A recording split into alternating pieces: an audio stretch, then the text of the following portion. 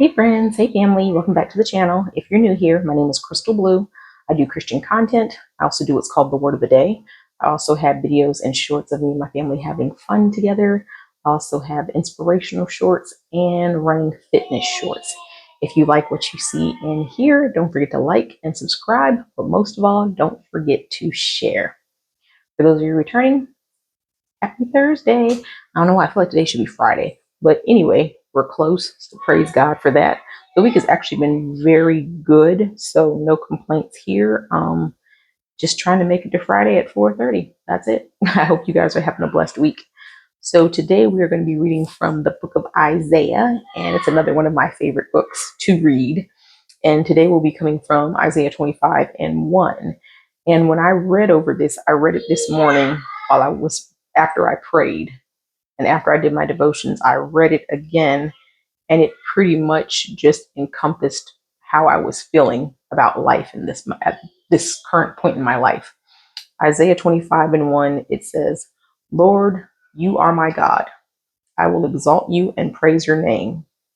For in perfect faithfulness, you have done wonderful things, things planned long ago. This morning, I got up at 3:30. I don't usually get up that early. I usually pop up between 4:30 and 5 o'clock. I popped up at 3:30 and I immediately fell to my knees and fell on my face and I began praying, just praying. And tears were flowing from my eyes and I just kept praying and just thanking God for everything, just like everything. Everything that's going on in my life, whether it's, work stuff or the government shutdown, whatever it is, I was just thanking him for everything because God already knew a long time ago that all this was going to happen. But since he knew it was going to happen, he's already taken care of it. And I know that I don't have to worry and I don't have to stress about anything because things are going to get to flowing back to normal. Things are going to get back on track. But during this whole month, it's kind of been rocky. And it's like, I know I got to trust God. I know it's going to work out. I know it's going to work out. But I guess as humans, we still have that thing in the back of our minds like, well, what if this goes wrong and then we're going to end up here or there? But when I read over this morning and I looked at that and I said, God's got it. Why am I tripping? Why am I stressing? Why am I crying? He knew that this was going to happen.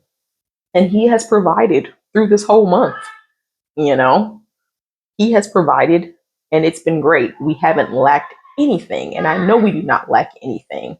And so I know that the government shutdown is affecting everybody in some way, shape, or form, but it does definitely affect our household because one of us is not getting paid, and so it makes it a little bit more difficult. And you have to rework your finances, figure out where you can move monies to get things paid for. We have everything covered, but it's just the idea that it's this time of uncertainty, and that's what we as humans don't like, that uncertainty. We know the government's going to open back up. We know everything's going to be okay, but it's just nobody likes to be in that situation. Nobody. I don't care who you are. No matter how much money you've got saved up in the bank, nobody wants to be in that situation where they're not getting paid and they're trying to figure out how to move monies around to make sure things do get paid. Again, this has been a very fruitful month. With my job, I have been very blessed. So everything has been taken care of. But again, there's still that thing back in my mind, like, what if this happens? What if this happens? And then Isaiah reminded me in chapter 25, verse 1, in that one sentence that says, you have done wonderful things, things planned long ago. He's doing wonderful things today. He was doing wonderful things yesterday. He was doing wonderful things 2,000 years ago. And I know that everything is planned out. He's already seen it. He already knows what the outcome is going to be. So all I have to do is put my faith in him and trust that it's going to work out. And when I look back on my life, my short 44 years on this earth, I can look back and truly say, he has been there and covered me in every single situation. There is not a situation that I can think back on going back from my teens to my 20s and 30s. Any situation that I was in, he had me every single time. Even when I wasn't paying him no mind and just out there living in the world, he had me every single time. So why am I tripping during this time? If he had me before, he's going to have me again. So this verse was just confirmation that I will continue to praise his name and give him thanks, because I know there are people that are in worse off situations. And my situation probably isn't even that bad. There are probably people that are far worse off. So I don't need to be complaining. I just need to fall down on my knees and just give thanks for what I do have.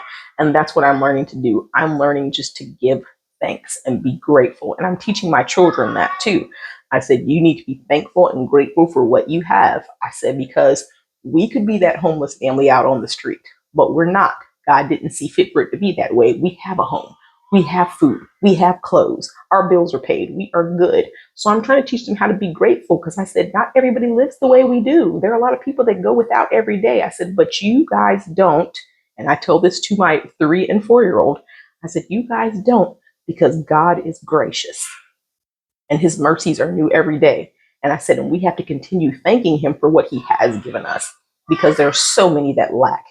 And I know my kids are young, but I explained to them how I worked in a Title I school in Durham, North Carolina years ago. And I saw so many kids, so many babies that went without. And it broke my heart. And at the time, I was probably 32, 33 years old.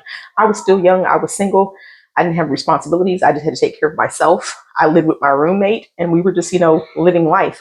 And I saw so many kids from poverty, single parent homes on welfare, and it broke my heart, because I'd only seen things like that on TV. I had never witnessed it in real life. And so many of those kids came to me and said, Miss German, will you take me home? No, my maiden name is German.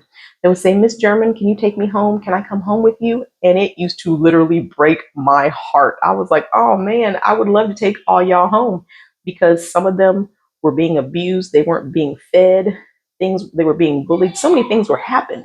And at that moment, I vowed, I said, Lord, if I'm ever blessed to get married and have kids, I want to make sure my kids never experience any of this foolishness. I was like adamant about that. I'm like, not my kids, not my babies.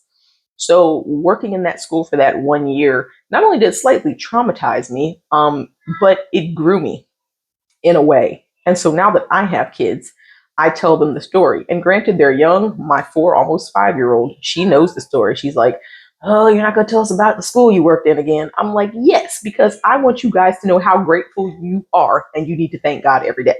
They may roll their eyes and not want to hear it, but I'm going to keep telling them, because it is important. And I want to let you know that it is important too, no matter what you're going through in life. God's got you. All this was already pre-planned and predestined. He already knew it was going to happen. You just got to trust that he's got you. And we have to remember Isaiah 25:1. Lord, you are my God. I will exalt you and praise your name, for in perfect faithfulness you have done wonderful things, things planned long ago. So this is what we know, and this is what we should remember. All right. I love you guys. I hope this blessed you. Again, this was Isaiah 25:1. Like I said, don't take my word for it. Read it for yourself. All right. Hope to see you guys tomorrow. Bye bye.